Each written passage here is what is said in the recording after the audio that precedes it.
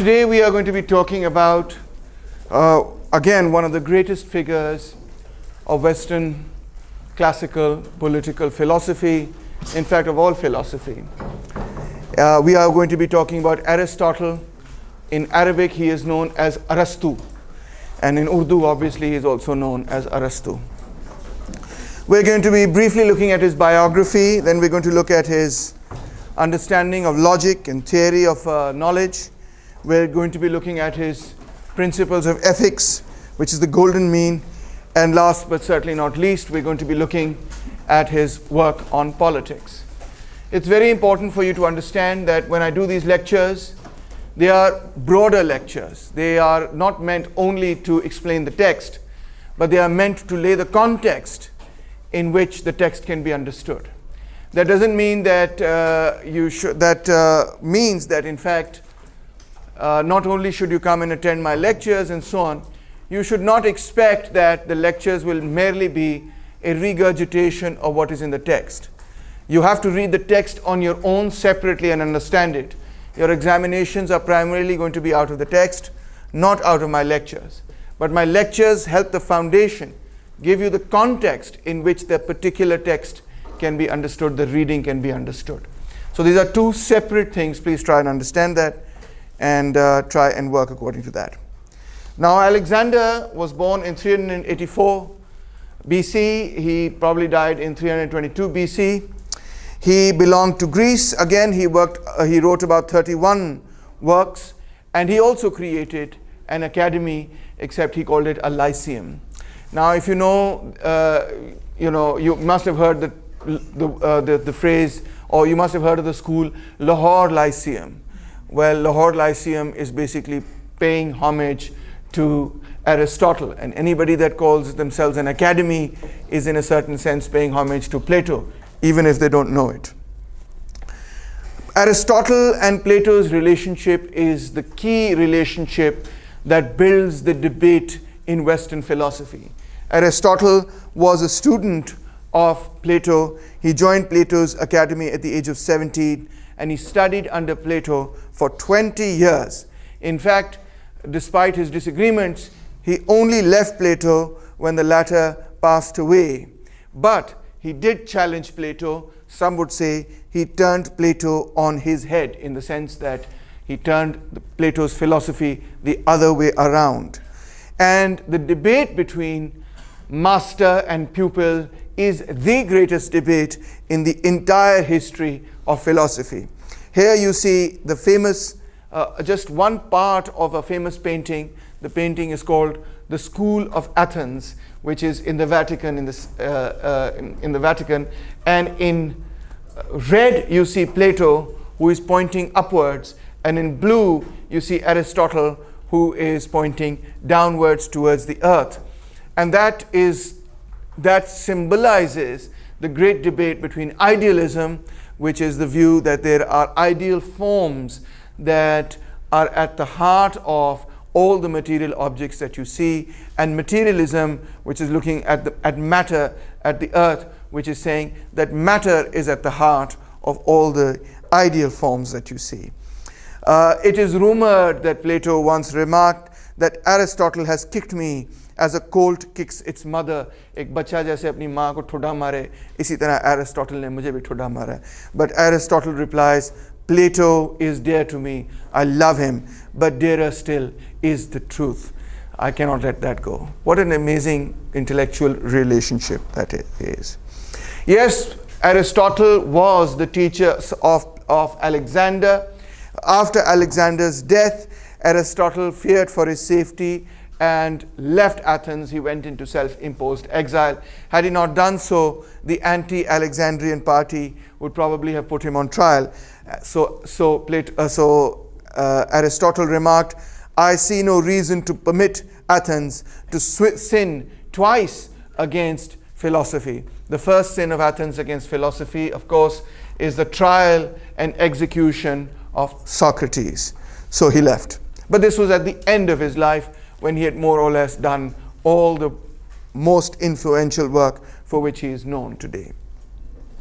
Aristotle can also be credited as the first genuine scientist in history. Every scientist that has ever come in all human history owes a major debt to Aristotle. So says the Encyclopedia Britannica. In other words, Aristotle is not merely, you could say that he is a philosopher, certainly that is true, but he takes philosophy and then he tries to understand botany, biology, logic, music, mathematics, astronomy, medicine, cosmology, physics, the history of philosophy, metaphysics, psychology, ethics, theology, rhetoric, political history, government and political theory, rhetoric and the arts. He is regarded as the most influential philosopher of all time. You can see that he is of an encyclopedic mind who, once he creates a certain method in philosophy, then applies it to every branch of knowledge that was available at the time. And in every branch, he breaks new ground. He makes new discoveries that were not known to people then. He is phenomenal in this regard, that for a person, for a single individual to make so many groundbreaking discoveries in so many different fields is absolutely remarkable. How did he do it, you may ask? Well, the key lies in his method of study. I like to say his method of madness. What was his method? Once he had devised a clear-cut way to study things, he applied that method to all the different things that were, all the different questions that he was curious about. And in every single question, as diverse as metaphysics and physics, he was able to break new ground. He was able to make new discoveries. The key is in Aristotle's method. His understanding, his study of logical reasoning. Aristotle is considered, therefore, the first great systematizer and classifier of knowledge. He is the inventor of all the major terms that we use today. Most of the major terms that we use in social science, in philosophy, and even in science were created by Aristotle. So how does he do it? Well, first of all, he likes to start with what we call a literature review. And if you write a social science essay today, you will notice that you will also tend to structure your social science essay in the same way as Aristotle structured his essays 2,400 years ago. Such is his incredible contribution to mankind. The first thing that we do is he used to create an indoxa, an index, in other words, a literature review. What have people written on the subject? I'm not going to try and reinvent the wheel. The first thing I have to do is read what everybody else has written on the subject and read what the most important people have said on the subject. Then from that index, he tries to discern the two major camps that exist on that particular question. Whatever that question is, physics, chemistry, whatever the question is, उसमें जो major debate है वो है क्या? For example, what is the major debate in theoretical physics today? Anyone? Nobody knows? Yes? I don't know the major debate, but the key concepts that are, in fashion in theoretical physics are the string theory, black holes. So these are the issues that are most, they're trying to, some scientists are trying to disprove string theory, some are trying to conclusively prove it. So those are the things that are going on. Yes, exactly. That's a good response. The great debate is between quantum mechanics and the general theory of relativity. That is the fundamental big debate in physics today. So in the same way, what are the big debates in philosophy? What are the big debates in metaphysics? What are the big debates in epistemology? That's where he begins. If you are, for example, writing a paper, and you're writing a paper, let's say, on gender in Pakistan, the first thing you want to understand is what have people written about that? And what are the major lines of demarcation? What is the big debate in that particular field? That's the first thing you want to understand. And then, of course, you want to apply your theory of epistemology and logic, and you want to try and discern things from that. So here are some key figures: Aristotle, Ibn Hisham, and Galileo Galilei in the history of the development of science. Here are some of Aristotle's great books that he wrote for us to develop the tools for critical good thinking. Categories on interpretation, prior analytics, posterior analytics, topics. So one thing that Aristotle likes to do is he likes to take a big problem and then he likes to break it down into smaller problems. He likes to classify things. For example, he divides science into three categories. Into the theoretical sciences, those are the natural sciences, like for example physics, chemistry, biology, zoology, and so on. These are natural sciences. He calls them theoretical sciences because he feels they have no practical real value. They can't really be practically utilized. Now you might say that's absurd. Physics, chemistry, etc. have enormous practical value. But you have to go back to the time of Aristotle where discoveries about physics didn't really change fundamentally, or chemistry or biology didn't really fundamentally change the way that production was undertaken. Most production was undertaken by the hand. Productive techniques were very, very primitive, and so on. And most of the debates in physics were were of the kind that had no impact on economic production whatsoever. Hence, Aristotle thinks that these are theoretical concerns. They have no practical value, but these are theoretical concerns. Today, of course, we think of physics, chemistry, math as in the very opposite way. We think these things are of enormous practical value, and when we think of philosophy, we say, oh, this is all abstract stuff, it has no practical value. But Aristotle thought the other way around. Practical sciences, included ethics and politics. These were things that you could directly apply. Today, when you say, Abu Jan, I want to be a political science major, your Abu Jan often says, बेटा फिर नौकरी कौन सी मिलेगी आपको, कोई engineer बनो, कोई doctor बनो, ये प्रैक्टिकल चीज़ें हैं. उस ज़माने में उलट हिसाब था. उस ज़माने में ये था कि अगर वो कहता था अबू जान मैंने डॉक्टर बनना है, मैंने फिजिक्स पढ़नी है, मैंने केमिस्ट्री पढ़नी है, तो उस ज़माने में लोग कहते थे बेटा इसका क्या फ़ायदा है, नौकरी कौन देगा आपको, कोई अच्छी चीज़ पढ़ो, कोई एथिक्स पढ़ो, कोई पॉलिटिक्स पढ़ो, फिर आपको कोई काम मिलेगा. And last, he talked about the productive sciences. These were the polytechnics, how to build ships, how to crop plants, and so on and so forth.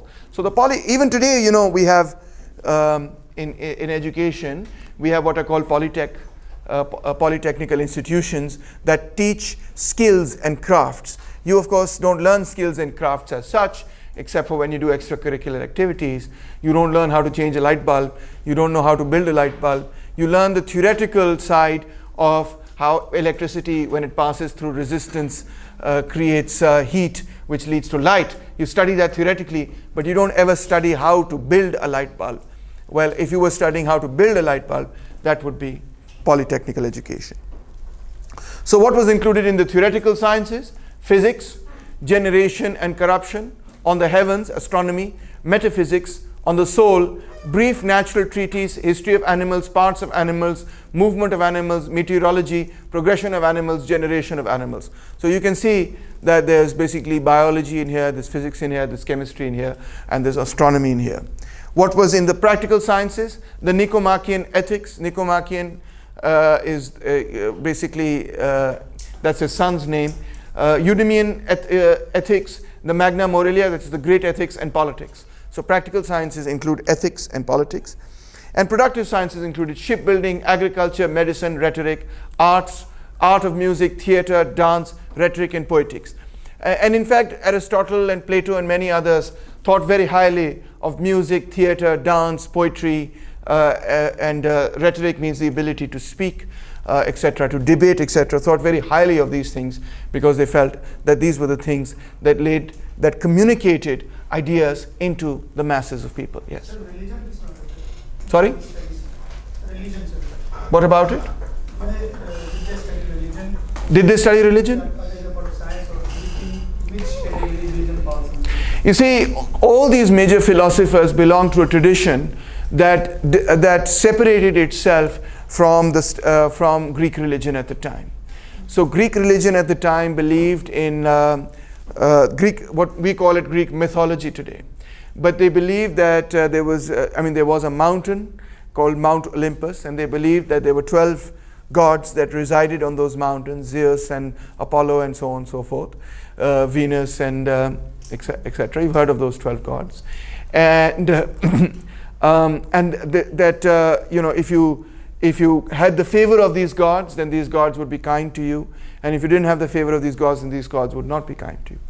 So much before Plato or Aristotle, there were a group of philosophers called the pre-Socratic philosophers that began to challenge these ideas and began to say that, for example, Xenophon said things like, well, if cows could think and talk, they would have created gods in the image of cows. And if horses could think and talk, they would have created gods in the image of horses. Their gods would have looked like horses. And we have pretty much done the same thing. So right then and there, with the pre-Socratic philosophers, there was a break from ancient Greek religion. And all the pre-Socratic philosophers believed that in order to understand the world, you had to understand the logic of the world, that there were certain logical, deterministic principles that had to be grasped about the world, and that religion did not offer us any unique insight into any of those things, and that we had to understand what the world was made of, what the substance of the world was, and how that substance worked together. So some of the great pre-Socratic philosophers include people like Thales, who believed that the entire world, every substance in the world, was made of water. Then there came Anaximander, who believed that it was made of another substance that he called aperon. Then there was Anaximenes, who believed that the entire substance, that everything was made of air. Then came Heraclitus, who believed that everything was made of fire. Then came, what was his name? Slipped my mind. But then all of these ideas were combined together, and they believed that that every substance was made of 4 elements: earth, water. You might have heard of the band as well, earth, air, fire, water.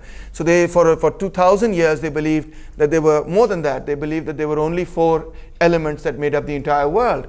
Then along came a great, then came the theory that these 4 elements were reproduced in the human body as 4 humors. That was blood, yellow bile, black bile, and what was it, one other thing, etc.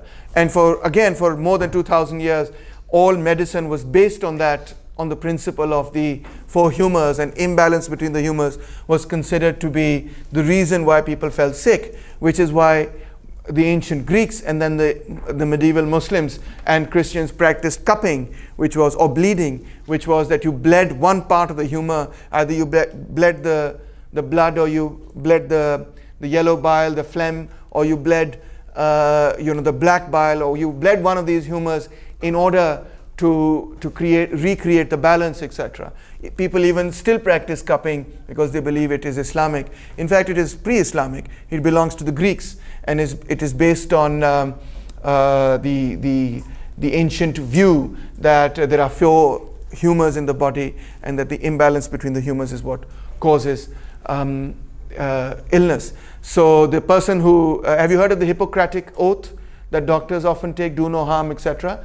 So the person who came up with the theory of humors is after whom this oath is based.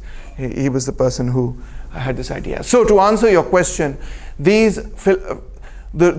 who identified with philosophy had already broken with Greek religion. And if you recall from my previous lecture, one of the reasons why Socrates was given the hemlock to drink was that he was considered as someone who was committing blasphemy against Greek religion. He was corrupting the youth and by challenging the beliefs of the Greeks. So philosophers were scientists, or people who believed in logic rather than people who believed in revelation. At least they did not believe in the Greek revelations or the writings of the ancient Greek religious writings like Homer and Hesiod, etc. They did not accept those as being informative of what the world really was all about. At one point, I think it was Plato or somebody who even remarked that Homer should be beaten, etc., because he's talking nonsense. So I hope that answers your question. But they did have their ideas. They did talk about religion, though. It's not the case that they didn't talk about creation or how the world was created. And so they did take up some of these central themes of religion. What is the good life? What is morality? What does it mean to be good? What does it mean? How was the world created? Who created it? Where did it come from? How was matter created? Was it even created? They took up all these themes, right? These can be considered religious themes.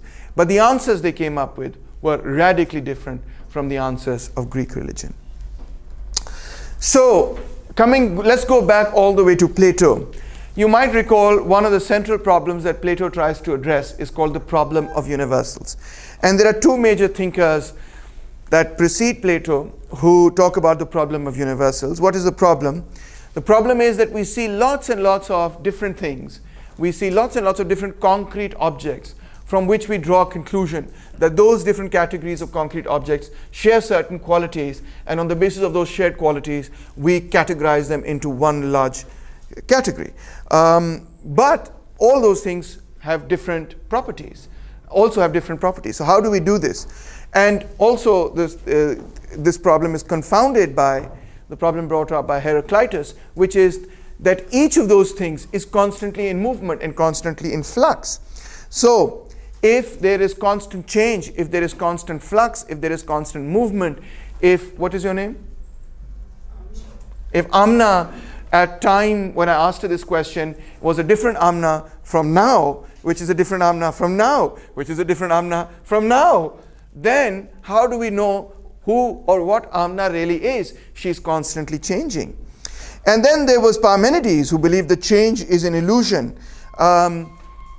He believed that change required us, change logically required that which was nothing turns into that which is something, and that which is something turns into that which is nothing.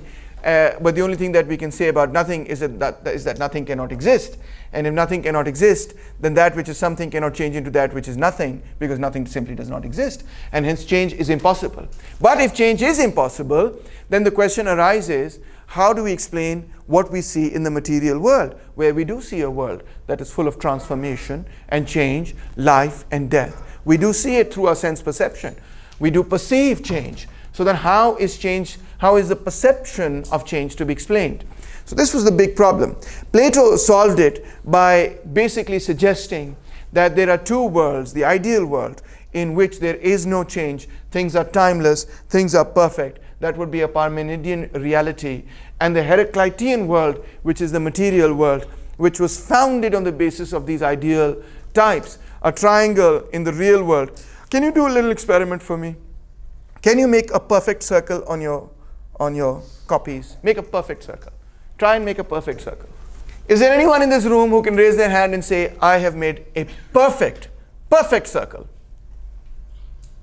Look at the circle that you've made. Is it slightly imperfect? Yes? Okay, there is no artist in the world that can make a perfect circle. In fact, did you know that one of the first things they do when you get recruited into art school, into college, etc., is that they make you make a perfect circle. Let's see how close you can get. But nobody can make it. Can a computer make a perfect circle? Really? Have you ever seen a perfect circle on a screen? Is it perfect? If I magnify the line that the computer draws, is it a perfect circle? Huh? No? It's not a perfect circle. Sooner or later when I magnify it, you'll start seeing the pixels. You'll start seeing it's not a perfect circle. Can you make a perfect line? Nobody can make a perfect line. You know why? Because a line technically would not have any width. It could not have any width. It would be so slim. It should be so slim because it's a line, it's not a plane. Correct? Anytime you have any width, those are two dimensions. So nobody can make a perfect line even. And you can't really even make a straight line. But does that mean that the concept of a perfect circle does not exist? What's the concept of a perfect circle? Anyone? Where all points are equidistant from one point, one center. Correct? That's the definition. And that's easy to understand. It's not hard. What's the definition of a line? The shortest distance between 2 points. Correct? And yet, there is no such thing as a line anywhere in the world. Because anytime you draw something, or anytime you create something, it's going to have a width. And anything with any width is going to be not a line, but a plane. A plane, by definition, is something that has a width as well as a length, correct? So that's not a line. You can't draw a line. You can't make a perfect plane. You can't make a perfect circle. You can't make a perfect triangle. Try and make a perfect triangle. Can you make it? No, you can't. You can't even make it with a ruler. It can't exist. Yet, we know what a perfect triangle is. It's an object with 3 lines. So that's what Plato is trying to get at. What he's trying to explain to you is that these concepts exist somewhere. We can't see them. But our circles and lines and triangles and squares that are imperfect are based on these concepts that are abstract, cannot be grasped. And the concept of a triangle is not changed by time, even though the actual triangle you may make with a cardboard or with a piece of paper will no longer be a triangle after a number of years, is finite. Everything that you make in this world is finite. It crumbles or gets destroyed or gets distorted. But the concept of the triangle will remain the same despite the fact that real triangles, real circles, perfect real circles do not exist. It is only in the abstract ideal world that the perfect circle exists. So from this, Plato came to the conclusion that there are ideal forms that are the basis of all the different forms that you see. Everywhere you look, you will see geometric forms in front of you, correct? You will see space and time, things that are occupying space, they occupy time. All of that is geometry. And in fact, Plato was so fond of geometry that the symbol of his academy was a triangle. And below the triangle was written, "Let no man enter who does not know geometry." So he thought it was the foundation of the study of everything. So those perfect forms, Plato said, exist in the ideal realm, and in the real world, we try and make things on the basis of those perfect forms. But Aristotle thought this was a ridiculous point of view. Aristotle thought that Plato's idea that these ideal forms existed in an ideal sphere. What do we mean by an ideal sphere? We don't mean that it exists in Jannat, but we mean it exists in thought somewhere, correct? It exists as a thought. Thought of a triangle exists. But he thought this couldn't be correct. In fact, he said that the properties that the forms have, that are supposed to be eternal, unchanging, and transcendental, are incompatible with material objects that are changing, temporal, and material. Hence, the resemblance between objects and form must also be explained in terms of yet another form. How do those perfect forms become imperfect objects? There must be some other idea that explains how a perfect idea becomes an imperfect object. You understand? There's the idea of a perfect red ball, let's say, sphere, let's say. But all the red spheres in this world are slightly imperfect. They're either not perfectly red or they're not perfectly spherical. Correct? So how did it happen that that perfect idea, when it got translated into a material object, became slightly imperfect? The fact that it became slightly not red, but maroon or orange, means that there's yet another object, yet another notion, idea that explains how orange got mixed up with red or yellow got mixed up with red to produce orange. So we have yet a third man that is needed to explain how a perfect idea gets translated into an imperfect object. Hence, the resemblance between objects and form must also be explained in terms of another form. What form does an object and the form both copy to account for this similarity or dissimilarity? This leads to infinite regress, negating the notion that forms are few. So Plato had the idea that there are a few forms that can be understood together in a dialectic. But now Aristotle tells us that the way in which every form combines with every other form, the way in which red combines with the idea of sphere, needs yet another kind of idea for that combination to occur. And the way in which that red sphere that becomes a real object, but is slightly imperfect, requires yet another idea about imperfection, and so on and so forth. That means that the number of ideas that we now require to explain the number of objects that we're looking at becomes enormous, becomes absolutely too great. And this is not a good thing, because this would mean that we had a limited number of things to explain, and we explained them with a greater number of ideas. That's not simplifying thought, that's complicating things and making things much harder to understand. Plato's ideas also, Aristotle said, do not explain the existence of things. To explain why the world is here is after all the main problem of philosophy. And Plato's theory, Aristotle says, fails to explain why things exist. Even admitting that, say the idea of whiteness exists, we cannot see how it produces white objects. All right, so we understand that there's the idea of whiteness.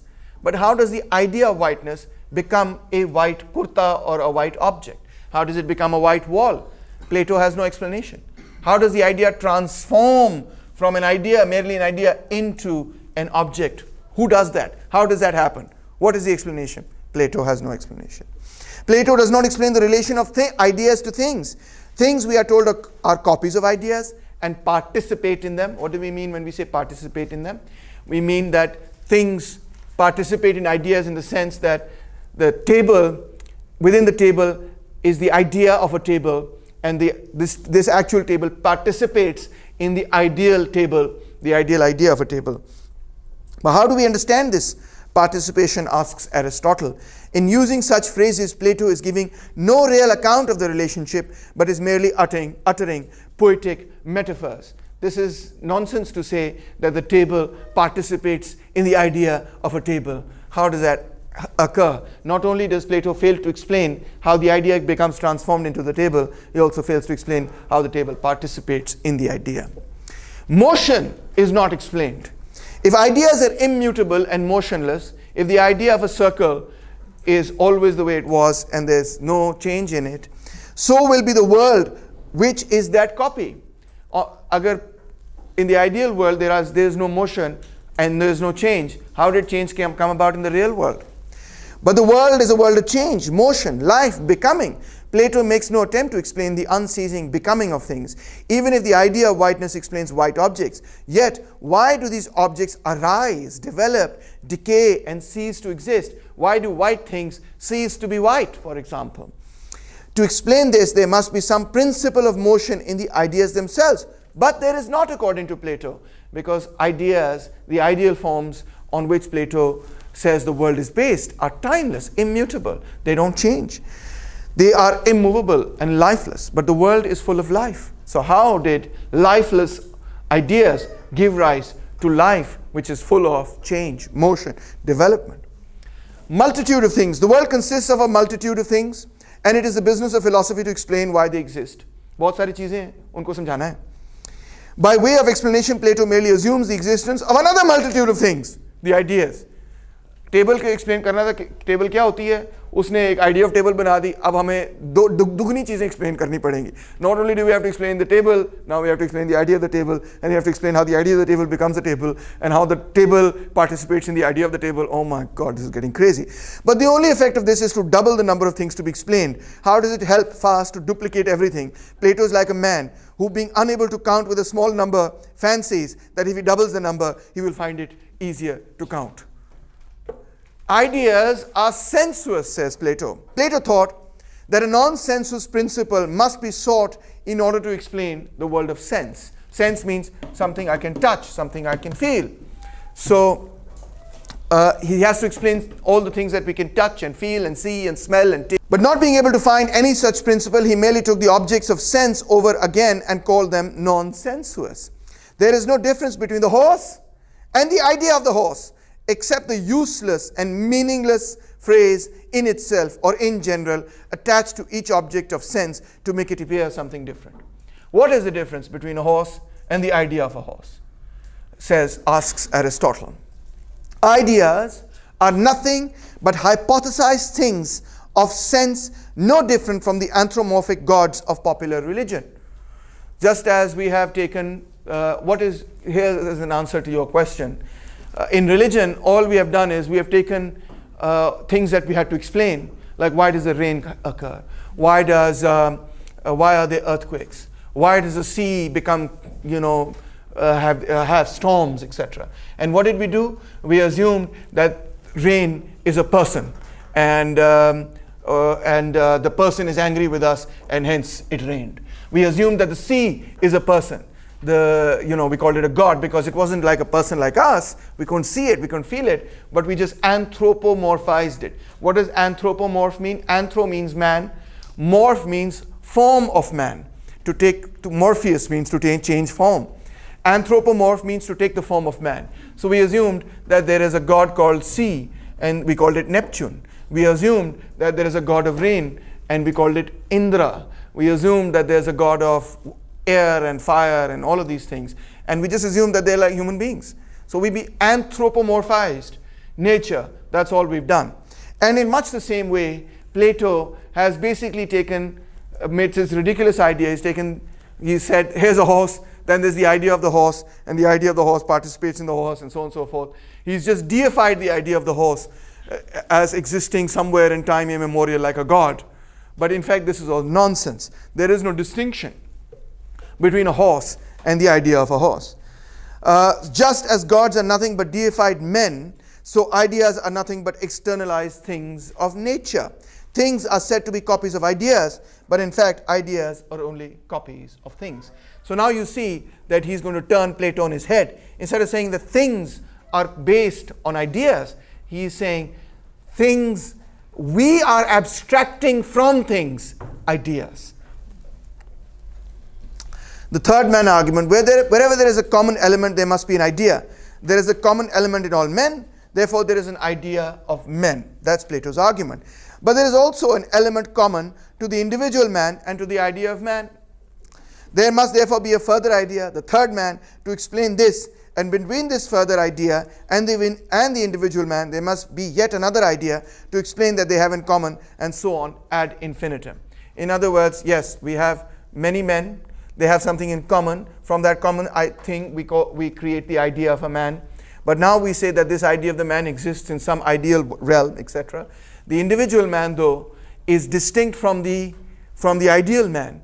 Otherwise, all the men in this room cannot be distinct from each other. The distinction between the ideal form of a man and all the actually existing men must itself have an explanation, an idea that distinguishes real men or a real man from the generic idea of man, and therefore you get all these other sort of objects that you now, objects that you have to explain. It gets ridiculous. Finally, Aristotle says, the essence of things, what makes a man, what makes a woman, what makes a horse, what makes a cat, what makes a tree, that essential idea. What is the essence of a cat? A cat has to have certain features. If you take away the features of a given cat, after a little while, you're going to say, that's not a cat anymore, correct? Just as if you have a white wall and you start making it less white, after a certain while, you're going to say, that's not really white anymore. Or you start taking away certain bricks, you're going to say, that's not really a wall anymore. That's just a pile of bricks. So in the same way, what are the essential items? The essence of being a man, being a woman, being a horse, cat, whatever, which is what we're trying to understand. How do we categorize these things on the basis of their essence? Aristotle now says, is within that particular object that we're studying, not outside of it, not in some transcendental ideal realm. Ideas are the essence of things, and yet these essences are outside the things themselves. Ye kaisi ajeeb si baat hai. The essence of the thing must be in the thing, not outside of the thing. The essence of a triangle is in the triangle, not existing outside the triangle. The idea as the universal can only exist in the particular. So the universal idea of a woman exists within individual particular women or men or horses or cats or whatever. The universal horse is not something that exists by itself and independently of individual horses. Individual horses contain properties that make them horses. Those properties don't exist anywhere outside of those horses. Plato was led into the absurdity of talking as if, besides the individual horse we know, there is somewhere another individual called the horse in general, or as if bodies, white objects, there is a thing called whiteness. Can whiteness exist outside of a white object? I'm not talking about the concept. Have you ever seen something that is white, which is nothing but white? Can you even imagine it? You get the question? Can you imagine something? Can you imagine whiteness? Close your eyes, imagine whiteness. What did you imagine? No, you didn't. You imagined a plane. You imagined a plane that was white. Did you not? Yeah, you have to imagine a plane because you cannot imagine whiteness outside of a something. What did you imagine then? Yes. You imagined? My crush. All right, that is a unique tangent. We have to admit the guy is super creative. Okay, I hope that you find eternal love, with your crush or whatever, and it does not crush you. You know why they call a crush, by the way? They call a crush because a crush is going to crush you. That's right. So watch out. Anyway, after that comic relief, back to the issue at hand. You cannot imagine something that is white without imagining the something that is white. You cannot imagine whiteness without looking, at something. Mostly it's a plane. You cannot imagine the form of a horse without, for example, thinking of a particular horse. Can you imagine horsiness? You can't. Can you imagine womanness? Think of womanness. You can't. You can imagine a woman and you can think in your, love for that particular woman that she represents all that it means to be a woman or a man, depending on your sexual orientation. But you can never imagine manliness on its own. Whenever you think of manliness, you think of a man that you think is very manly. He's probably holding a sword, he's half naked, he's got muscles all over his body, looks like a Greek god or something, and you're like, that's manliness. But you're imagining a man with specific features. You cannot imagine a man without features, can you? You can make a stick object. But that's not a man, that's a stick object, right? When we go to the bathroom, what do we look at? We look at this. This is the guys. And how do you make the girls' bathroom? I don't know. Like that? No. Like that. Yes, like that. Is that a man? For God's sakes, that's not a man. That's just a symbol that, you can't imagine a man without imagining a specific man. Can you imagine a cat without thinking of a specific kind of cat? For example, imagine a cat. What color was it? Black and white, but that's a specific kind of cat. Can you imagine a cat that does not have a specific color, cattiness? You can't think it. And that proves, in fact, Aristotle says, that the ideas that are contained in these objects are ideas that we have abstracted from the objects themselves. The essences are within the objects. They don't exist outside of the object. And this is, in fact, the supreme self-contradiction of the theory of ideas, that it begins by saying that the universal is real and the particular is unreal, but ends by degrading the universal again into a particular. This is the same thing as saying that Plato's mistake lay in first saying that existence is not reality, but then going on to imagine that the reality is an existence. He has to finally come to the real object in order to explain the ideas that exist. So now Aristotle is going to stand up Plato on his head. In fact, Aristotle says senses do give us accurate information about reality. The idea of the horse was simply a concept that we humans had formed after seeing a certain number of horses. Right? We looked at the animals that surrounded us and we saw that this particular animal had features in common. Sometimes its color was slightly different, sometimes it was taller and shorter, but it always had 4 legs. It always had a tail or so on, or it could run at a certain speed. It had these certain features that we began to identify. And we said, you know what? We're going to call that a horse and we're going to call you a donkey. And we distinguish between horses and donkeys that are actually quite similar. In fact, when horses and donkeys breed together, they create what? They create mules, which are very useful because they're larger than donkeys, smaller than horses, and they are superb at carrying things, right? You couldn't have made it to the top of Mount Everest without mules. So By the term the form of horse, Aristotle meant that which is common to all horses. Forms were in the things because they were the particular characteristics of these things. The real object and the form of the object are just as inseparable as body and soul. The idea of the horse is an abstraction from looking at horses. The idea of a man is an abstraction, a theoretical abstraction from looking at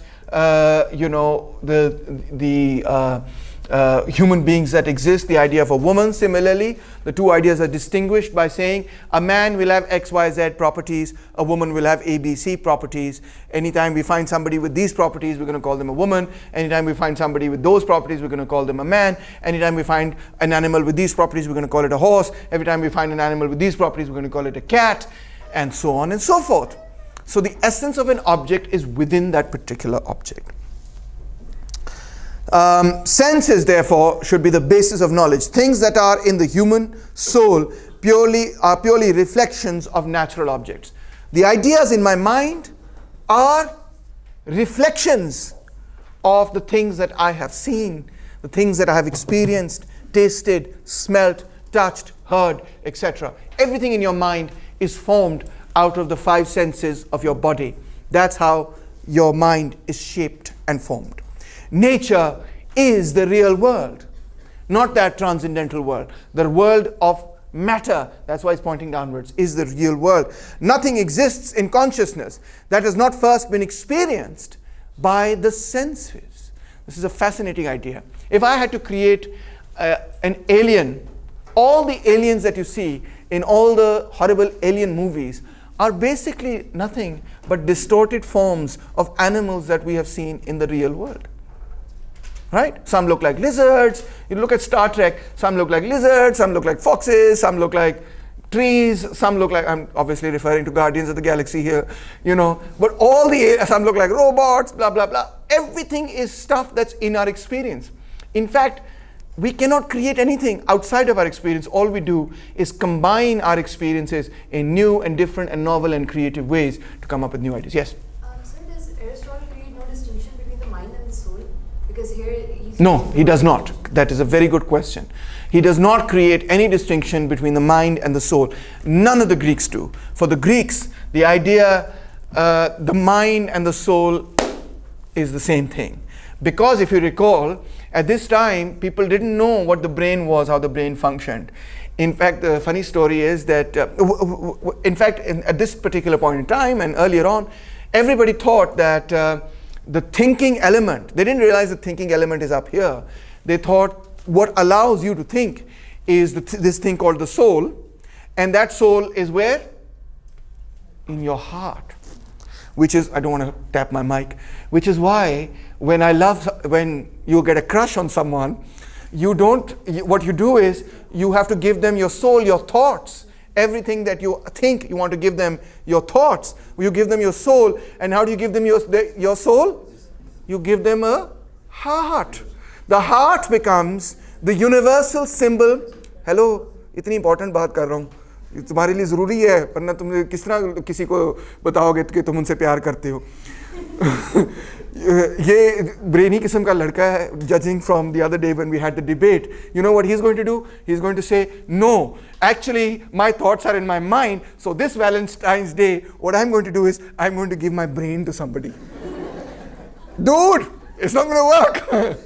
So the reason why, we thought that, jokes aside, the reason why we think that the soul was in the heart was supposed to contain the soul, was because the way that people could tell whether somebody had died was they looked at whether their heart was beating. And if their heart was no longer beating, they said, this person is dead.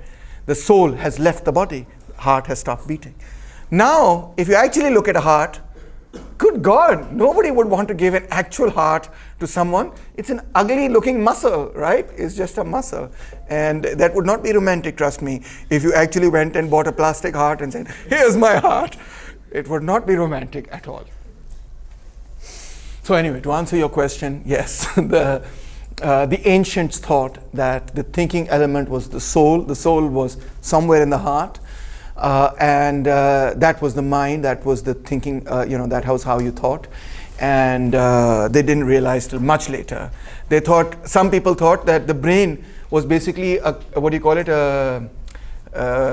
What's the thing that cools the engine? Sorry? Yeah, that's the liquid, but what is it, the carburetor that cools the radiator? Thank you. So they thought that the mind was like a radiator. Its main function was to cool the blood, which gets hot when it circulates. It had no other function of thinking, etc. Later on, they realized that's not the case. Yes. Can we relate the third statement to Kant's a priori argument? Which statement? Nothing exists in consciousness. No, you can, but only by contradicting it to Kant's a priori argument. Because Aristotle's, Kant is basically saying that we have certain ideas that are a priori in our mind, for example, time and space and so on, dimensions, etc. Whereas Aristotle is saying the reverse. He is saying, in fact, the concept of time and space is born out of our experience with time and space. While when it's born, Aristotle would say, has no concept of geographic space until it puts its hand out there beyond the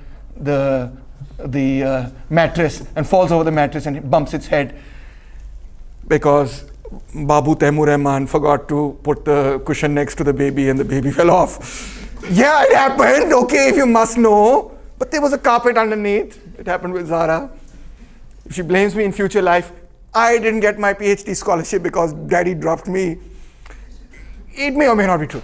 The point is that for Aristotle, the mind discovers the idea of space and time by experiencing it. It's not born with it. Yes. Aristotle says that what everything is composed of is a substance. Something is there which makes all the things that are there. And those substances are combined and recombined in different ways. And the way in which they are combined gives that substance a particular form. And it is on the basis of that form then that we determine whether that thing is in category A or category B. Substance, therefore, contains the potentiality to realize, a specific form, just as a stone contains the capacity to become a statue of a woman or the statue of a man. It contains only the potentiality. When it is formed in a particular way, it becomes that thing. Every change in nature is a transformation of substance from potential into the actual.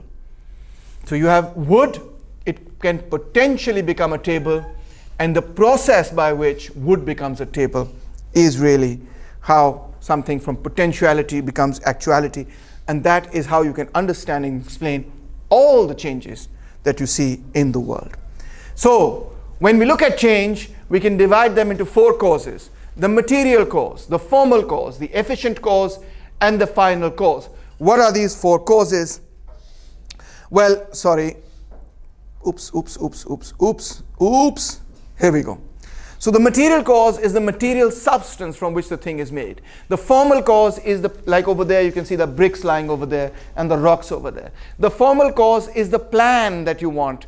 You can see there's a plan that's created. The efficient cause is basically the external person or act of nature that acts upon that material cause in a formal way to turn it into whatever it's becoming into. And the final cause is what it becomes, what it is going to, the final shape that it is going to take, a table, a castle, or whatever it may be. So that's how Aristotle explains how change occurs in nature as well as by man. Now, Aristotle was a teleological thinker. This is a big word, teleology. What does teleology mean? It means that there is a purpose, a final cause behind everything. And if you want to understand and categorize that thing, you have to understand the final cause. The thing may not reach its final cause. Please try and understand. A thing may not reach its final cause, but it helps to know what its final cause, its final shape is going to be in order for us to categorize it. For example, when you look at 2 different seeds, you might not be able to distinguish them. but you know that one is the seed of an apple tree, the other is the seed of a mango tree or whatever, but you may not, well, a seed of an apple and a mango tree look very different, but let's just, for argument's sake, assume that there are two seeds and they look largely similar. But when you plant them and they grow into their final shape, you discover that one was a very different plant and the other was a different plant, correct? Now, how do you then categorize the seed? You categorize it by the final form it takes, not by the initial form that it exists in. Maybe the seed will never become the apple tree that it was meant to become. Maybe it will never reach its final goal. But you categorize it, says Aristotle, by examining its final trajectory, not by looking at it at its initial point in time. Everything is changing, but the basic goal of everything is permanence. Since everything is trying to reach unchangeability, there must be a final goal that everything is trying to achieve. Physical objects fall to the ground. Man seeks permanence by conceiving of pure forms. The cosmos has a final cause and an ultimate good towards which everything is drawn. The final cause, therefore, is the essence of the object. Hence, essence is not in an ideal world, but within the thing itself. Everything is unfolding into its final shape. Taimur Rahman, when he was a baby, was not its final shape. Taimur Rahman, when he is a full-fledged adult, with wit and body in, at its peak, that would be the ultimate Taimur Rahman. And that would be how we would categorize those things. Teleology is not the nature of scientific reasoning today. This is not what Aristotle is saying, this is what I'm saying. Food and water are necessary conditions of life, but it is not the purpose of water or oranges to be food for us. We don't think in these terms anymore, but this was a useful way for Aristotle to think about things in order to categorize them and then to study them. Now, on the other end of the spectrum, on the one end of the spectrum, you have the final cause to which everything is moving. On the other end of the spectrum, you have the first cause from which everything begins. There could be no motion, Aristotle says, unless there is an initiator of movement that is itself unmoved. Take, for example, if this dais is to be moved, I will plant my feet and then I will move it, correct?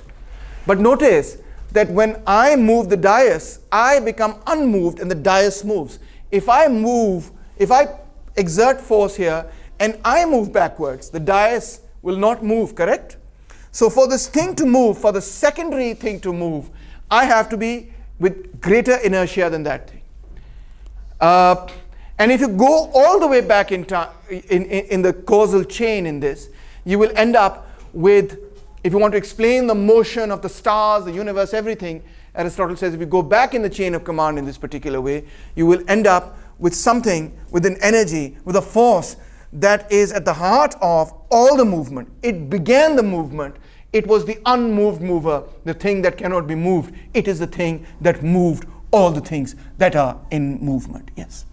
This reasoning has at least 3 fallacies in it before you Let me finish the reasoning, then come to the fallacies.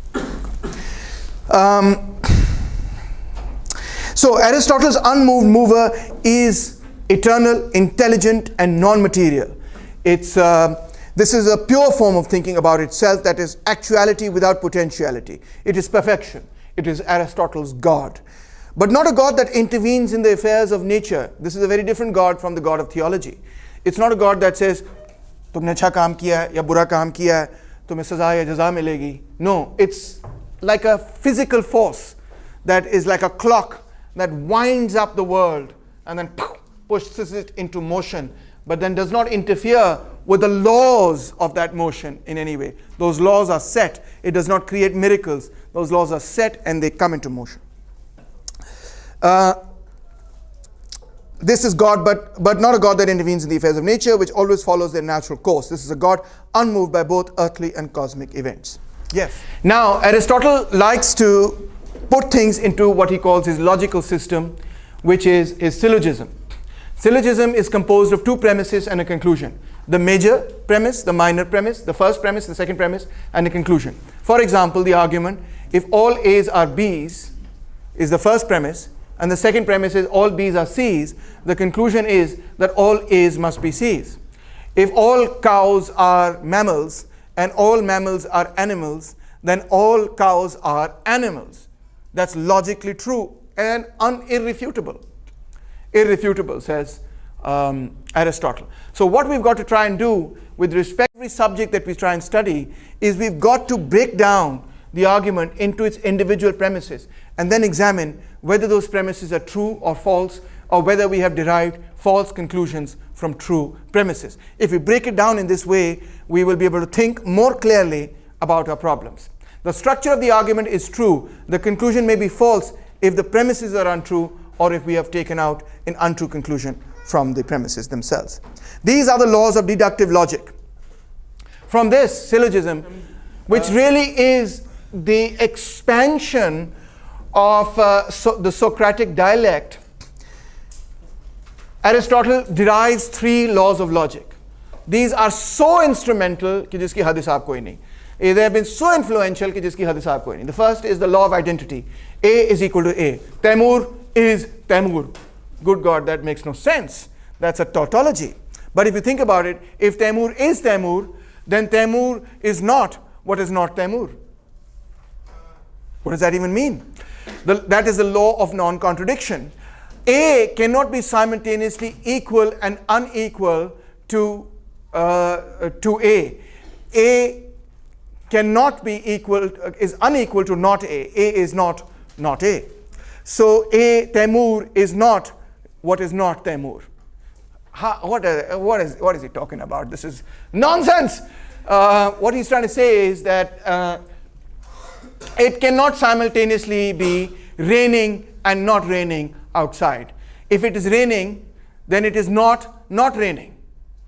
And sorry, yes, that's correct. If it is raining, then it is not raining. And if it's not raining, then it cannot be raining. The two contradictory ideas cannot be true at the same time.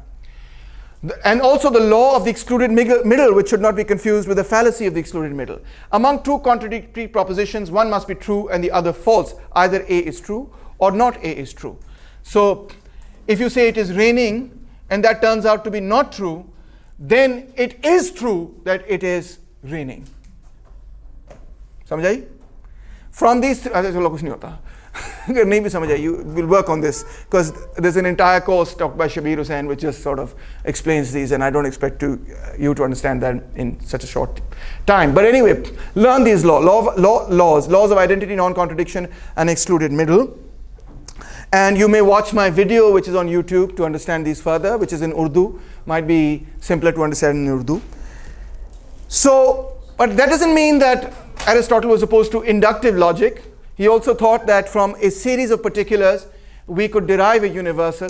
Induction, however, was not demonstrative, it was secondary. You may have hundreds of white crows and you may therefore come to the conclusion that, you may have hundreds of black crows and you may come to the conclusion that crows are black. But if you've only come to the conclusion that crows are black by observing 100, 1,000, 1 million crows, that is not absolutely true. It is probably true, because it would take one single white crow to disprove that, maybe there's just one white crow amongst 1 million black crows. And so inductive logic can give you an idea, an approximate idea of what could be true, but it cannot give you absolute certainty. Only deductive logic can do that. Next, Aristotle, the grid categorizes, takes nature. He says if we look at all things, we can divide them into living and non-living. Those that are living can change things through their own influence. They have the potentiality for self-change. Living things include plants and creatures. Amongst the creatures, we can look at animals and humans. There are no sharp boundaries, he says, between the natural world. There's a gradual transition from simple growths to more complicated plants, from simple animals to more complicated animals. Here he is really being quite, what's the word, almost figuring out the theory of evolution, because creatures move from less complex to greater degrees of complexity. Man, he says, is a spark of divine reason. This is directly taken from Socrates. The movement of the stars and the planet guide all the movements on earth, he thought, which of course is not true. We know that now. Unless अब आप लोगों को astrology का बड़ा शौक होगा. किन लोगों को एस्ट्रोलॉजी का शौक है? कौन अपना हॉरोस्कोप देखता है? अच्छा. Go ahead, do that. It's entertaining, but it's not true. Okay? The first mover is itself addressed, but it is the formal cause of the movement of the heavenly bodies and thus of all movement in nature, says Aristotle. Now finally we come to ethics and politics, which is the main subject of today's lecture. Aristotle wants you to lead the good life. He says there are three forms of happiness, and they must be in balance in order for us to lead the good life. Students, pay attention. If you don't do these three things, you will become depressive and sad, and that will not be a good thing for you. The first is a life of pleasure and enjoyment. When you go out with your friends and you have pizza and you have a Coca-Cola, and afterwards you listen to some groovy music and you crack jokes with each other and you have a good time and you don't get crushed. That is a life of pleasure and enjoyment. And that is very necessary, says Mr. Aristotle. Second is the life of a free and responsible citizen. For example, we have climate change coming about in the world. What are you going to do about it? Tomorrow, which is September 20th, there's going to be a protest for climate change. How many of you are going? That is wonderful. That is absolutely great. So I encourage all of you to go. I think it's 3 o'clock in the Lahore Press Club, and show that you care about nature. That is the example of a free and responsible citizen, somebody who cares about his fellow beings. And last but not least is another kind of pleasure, the thinker and philosopher, the nerd who likes to not take breaks and pays attention to Dr. Taimur Rahman in class and says, oh my God, this is just the most amazing thing I've ever heard in my life. These three different things need to be in balance. Plato would have us believe that the life of pleasure and enjoyment is a waste of time. Yeah, you can be a free and responsible statesman, but that's not the goal of life. The goal of life is to be the philosopher king, is to be the guardian. The greatest goal of life is to acquire knowledge. But Aristotle says, you will be a very unhappy man if you do not have a life of pleasure and enjoyment, if you don't do things for society, and if you don't think about the bigger questions of life. All these three things have to be in balance in order for you to be a completely rounded individual. And there he comes with the idea in ethics of the golden mean, what we call Myana Ravika Rasta, the middle road. He says, we should neither be cowardly nor rash, but courageous, neither extravagant nor, amazingly is the wrong word over here, neither extravagant nor conjuice, but we should be liberal not in the political sense, liberal in the sense of how we should spend our money. Whenever you go to one extreme or the other extreme, you end up in the wrong place. You have to take the road of the middle in order to lead a good, healthy life. That's what he means when he says we've got to have balance as well. The middle road is the best road. Man is by nature, he says, a political animal. What does he mean? He doesn't mean that man loves talking about politics. Everybody loves talking about politics. That's not what he means. What he means is, by a political animal, he means that man wants to live in the polis. What is a polis? A polis is a city that has a state. So man by nature wants to create a political state, a society that is run and governed by laws, a society that is run and governed by politics. Man desires to live with others. The highest form of human fellowship is only to be found in the state. Man achieves his potential in the city-state. Without the city-state, you cannot achieve your potential as an individual. We are collective beings. We like to live together. When we come and live together, we like to create laws that allow us to achieve our potential. There is natural law, which is the law of nature, and state, therefore, is a natural organism, and when it accords to natural law, that's when you create the best kind of state. Political obligation was based on natural law. The state itself was a natural organism, according to Aristotle. The city-state, though, Aristotle thought, must be small. There's Athens for you. If a state has too many, it becomes a nation and not a state, and is almost incapable of constitutional government or ethical or political unity. Hence, he thought that a state must be smaller than 10,000 people. How many students are here in LUMS? 4,000. Add the faculty and the staff, how many do you get? 5,000-6,000 maybe. That's enough for a state. So LUMS should have its own government, according to Aristotle. Wherever there's 10,000. What about Lahore as a city? Good God, it has 8 million people. According to Aristotle, it's not a state, it's a bloody nation. It's too big. It can't be managed. What about Pakistan? 200 million people. Oh my God, are you kidding me? And what about China, 1.3 billion people, Aristotle would have thought that is an insane idea to have a state based on so many people. Why? Well, because in Aristotle's time, there is no TV, there is no internet, there is no social media, there is no akhbarat and so on and so forth, radio, mass communication of any sort, number one. Number two, Aristotle thought that it was very important for the people of a state to know each other at some fundamental level. And he thought that if a state exceeded 10,000 people, there would be too many people for us to know. I mean, when you vote, do you know everybody that exists in Pakistan, and then do you decide who's the best person to lead Pakistan from all the 200 million people that live in Pakistan? Of course not. You don't know all the 200 million people that live in Pakistan.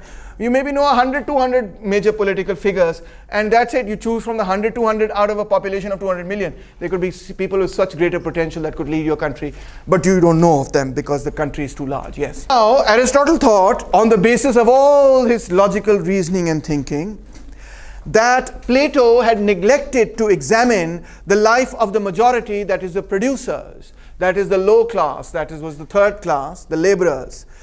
He disagreed entirely with the idea that the guardian class should be without property or should be without family. He said, what kind of people would these be who have no children, or have their children are taken away from them, they have no wives, they have no property. The state was based on family and private property. The family was the origin of political life because it is the institution that brings people together. It socializes people, and the state is the ultimate socialization of people. So the people who are running now that society, based on the common bond between man and man, don't themselves have families. The guardian class, therefore, would be deprived of happiness. They'd be bloody unhappy because they won't have kids, they won't have wives, they won't have anything, property, etc. They won't have businesses to take care of, crafts to look at, etc. If part of the state was deprived of happiness, then the whole state could not attain to happiness. If you were run by people who only cared about books, buried their noses in books, and didn't have real lives, real families, didn't know what that was all about even. How could they would be bloody, depressed, unhappy people? And how could depressed and unhappy people make for a society, build a society that was happy, says Aristotle. So, Aristotle wants to look at politics in a completely different way. Instead of the way, you see, the way Plato approached politics is the way he approached everything. Plato thought that there's an essence behind everything. There's an essence of the table, the perfect table. So when he looks at politics, Plato says there is a perfect state. Correct?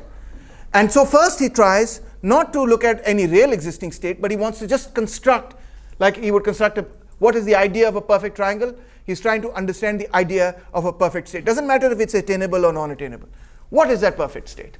So he created that perfect republic, which he called, correct? And then he said, now what we've got to do with the real states that exist is try to get to that ideal form. Just as a carpenter would try to make a table in the ideal way of a table. Just as you made a circle in the ideal way that circle should be made. To become a great artist, you should come as close to a perfect circle as possible. If you could draw a really perfect circle, then people would say you were a great crafts.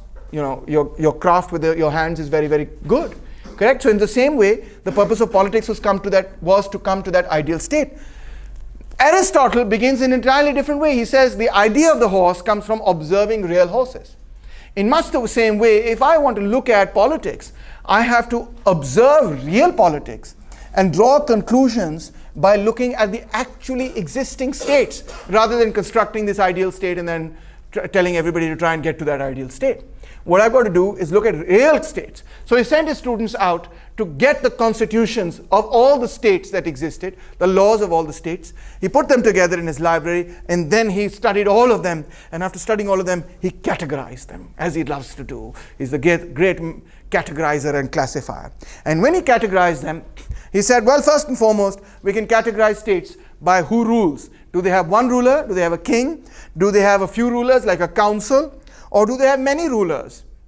You know, like, they have something larger than a council that rules society. And then he looked at the aims and objectives of those states. You could have one ruler, few rulers, many rulers. But what are the aims of that state? Does the state try to make its citizens happy, prosperous? Does it work for the betterment of its citizens? That's the question. So he he divided he made two categories: those that work for the happiness, prosperity, well-being of their citizens, and those that do not. And then he says, well, when you have one ruler, but that one ruler does work for the happiness of its citizens, we call that kingship. But when he works for his own power, we call that tyranny. And when you have a few rulers, you have a council that's ruling, and the council works for the betterment of the people, we call that aristocracy. But when they work for their own benefit to gather riches, we call that oligarchy. Oligarchy means someone who is very rich. An oligarch is someone who is rich. And when you have many rulers, the people themselves are the rulers, and they work for the betterment of all the people, then we call that a polity. But when they work for their own individual or their own betterment at the expense of the betterment of society as a whole, we call that a democracy. So clearly, he did not think of democracy in the same way that you and I think of democracy. He was not pro-democratic, he was anti-democratic. What defines a bad state but a good citizen? You could have a situation where, given that all things are determined by their end, cities were bad according to the end they set themselves. If they sought the welfare of the whole, they were good. If the welfare of only a part, they were bad. If the object of the state was bad, then the citizen who fulfills that object was a bad man, but a good citizen. If you obey the laws of a bad state, you are a good citizen. If you were in Nazi Germany and you did what the government asked you, you were a good citizen. But were you a good person? Aristotle says, no, you were not a good person.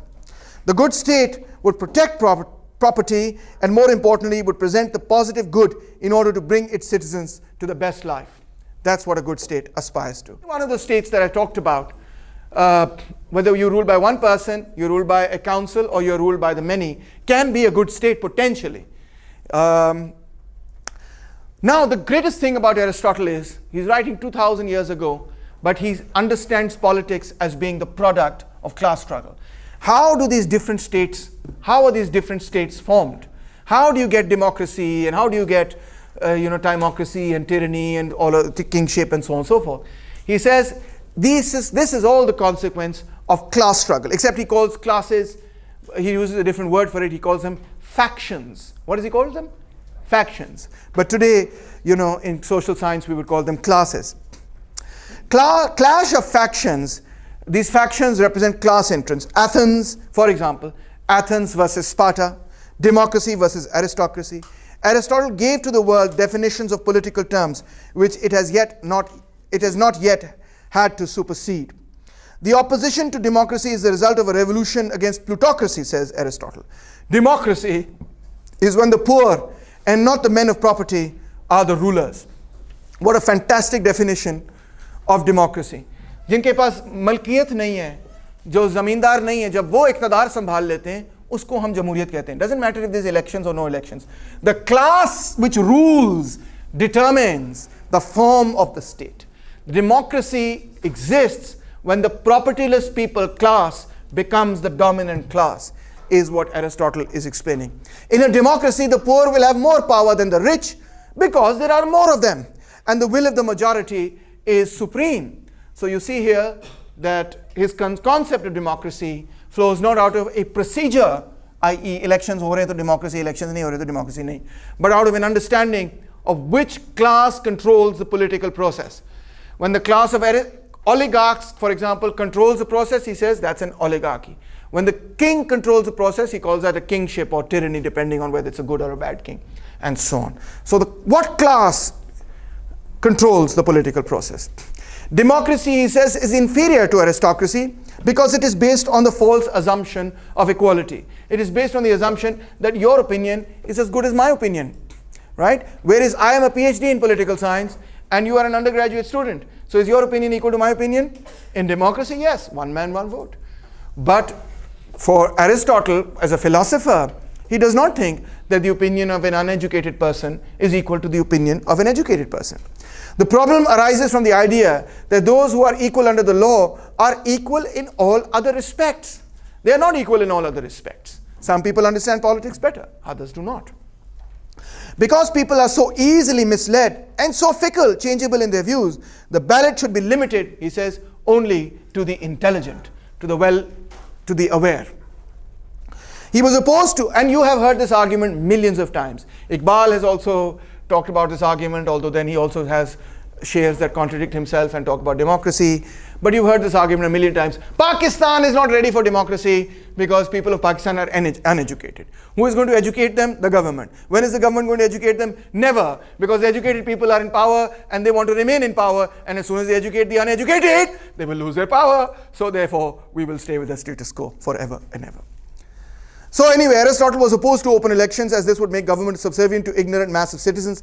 He advocated the selection of magistrates by lot from amongst the recognized aristocracy. He hoped to eradicate revolution. He didn't like the idea that the poor should overthrow government.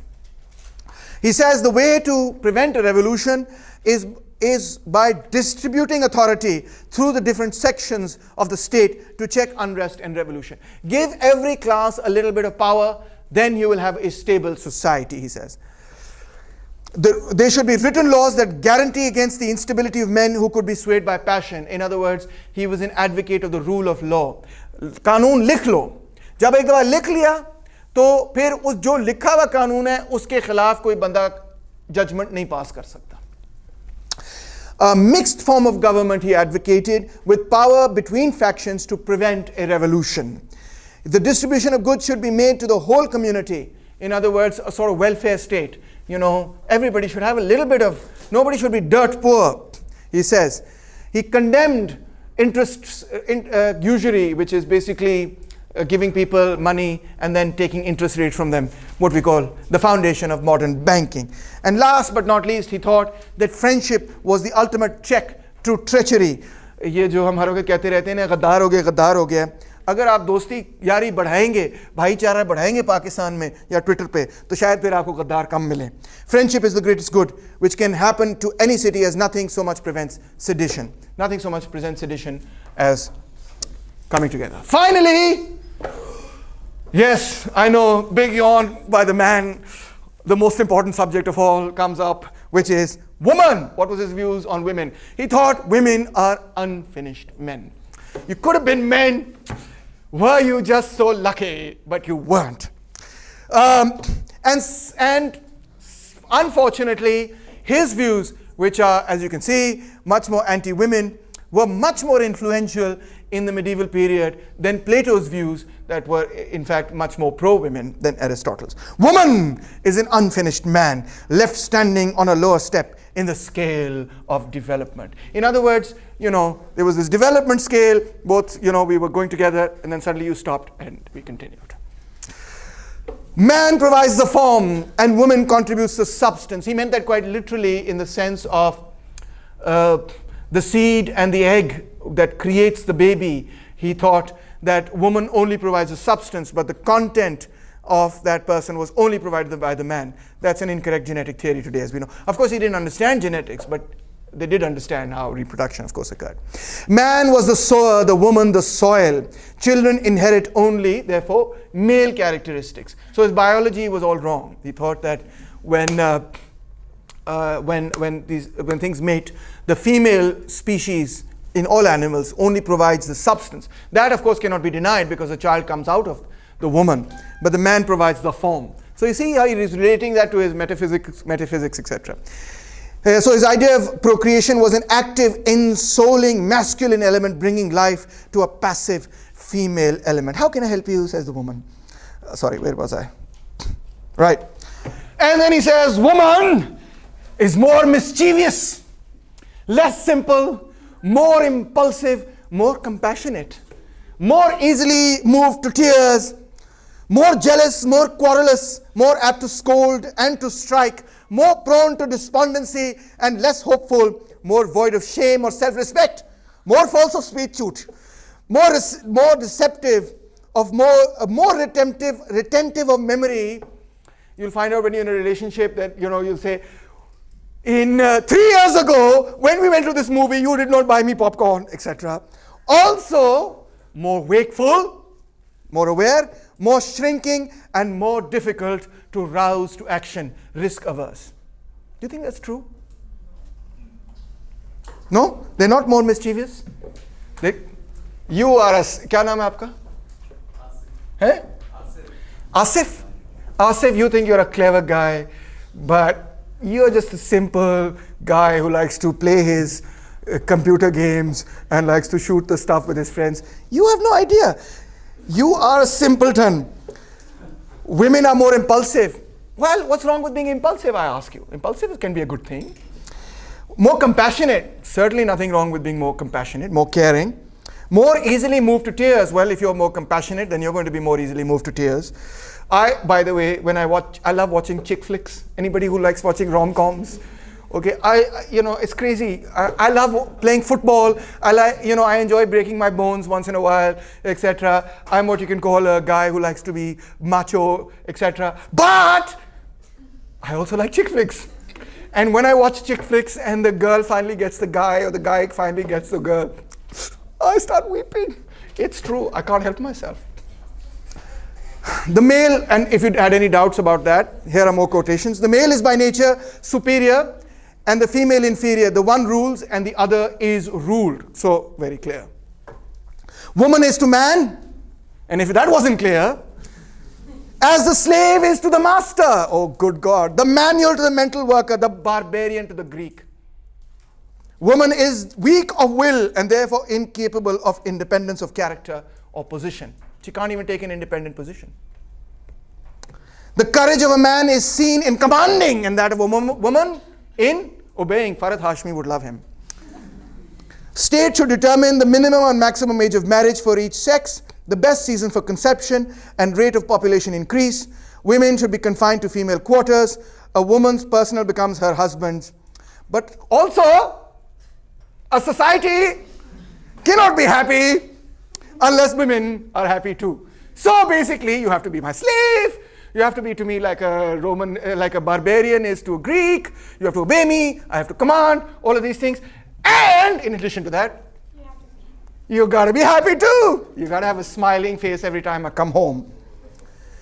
And if that wasn't bad enough, Aristotle had similar views about slavery. He called them a tool with a voice. Men by nature were divided into two groups. Those who were rulers by nature and those who submitted by nature. Could not explain, but this could obviously not explain why amongst the tribes that they took as slaves, they were also leaders. He excluded slaves from his entire political framework. He only meant it for Greeks. Slaves as property were necessary for the maintenance of a family, said Aristotle. The family was the essential unit of the state, so private property became indirectly necessary to the state.